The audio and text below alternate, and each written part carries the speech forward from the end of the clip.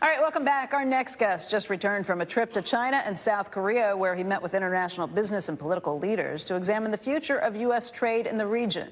Joining us right now is Georgia Senator David Perdue. Senator Perdue, as you probably know, is the former CEO of both Dollar General and of Reebok. And Senator, it's great to see you today. Good morning, guys. Let's talk. We have so many things to talk about, but let's start with this trip to Asia, because it's very timely given the trade issues that we're facing. What's your takeaway after touring the region and coming back? Well, two things. Number one, they're very serious about developing. They call themselves the largest developing country in the world, and yet they're already a $12 trillion economy. Adjusted for purchasing power parity, they're almost our size already, and they're vertically organized. We met 3 of the top 7 Politburo leaders over there, including the chairman in China, and they are very serious about dealing with the United States, about growing their economy, and about protecting their homeland. So this is a country that's on the rise. We have to deal with them. I think the president's taken the right tack. He's gotten their attention. And you saw the week after we were over there, after the president threatened them with tariffs, that President Xi actually came in and voluntarily offered to back up on some of the tariffs that they now have against the U.S. Autos, in particular, was one that he offered. Those are things that they've offered in the past.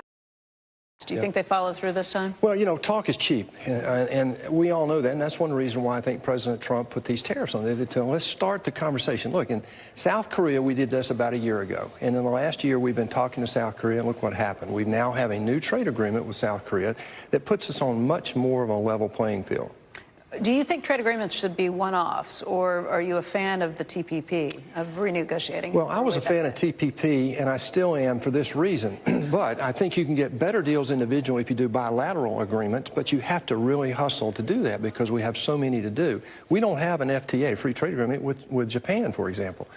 But of the 11 that we were talking about in TPP, 7 or so we have bilateral agreements with. The problem is that China right now is reestablishing their attempt to pull 16 countries together in their consortium, and that really worries me. What does that mean for CEOs of American companies?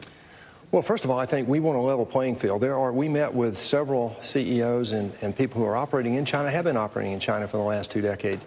And it's a mixed bag. Some are doing well. Some have to transfer technology in order to do business in China, and we don't want that.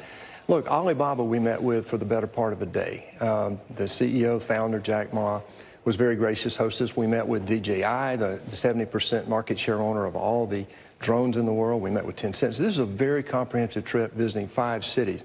And what we walk away with is the fact that the federal government over there is very much involved in their enterprise. They spent $150 billion starting a chip industry. Alibaba can do cloud computing in the United States, but Google cannot do cloud computing in China. That sort of reciprocal imbalance has to be corrected. What's your next step if that's the case? If we're at the table and you think President Trump has gotten their attention, do you think that this is something that can be addressed in the near future? Oh, absolutely. There's no reason. Intellectual property, too? Oh, absolutely. We talked about that with the leaders of China. We also talked about the current tariff conversation. And what they want to do is enter into a dialogue. Now, as you said earlier, they've been doing this for 10 years. And so, but we have a new sheriff in town here. And he's not, he's not afraid to actually put things in play. For example, the tariffs. We know that some of these tariffs would create imbalances in terms of impact on the U.S. economy right now. For one, I was a little bit nervous about it, candidly, because what I really wanted to do was let the changes that we did last year in the economy have a run, let the economy breathe again for the first time in a decade. I mean, what President Trump did last year was phenomenal. It was historic. What he did was, job one was growing the economy. And to do that, we focused on regulation, energy, and taxes. And we see right now, over 3 million jobs have been created. Things are moving.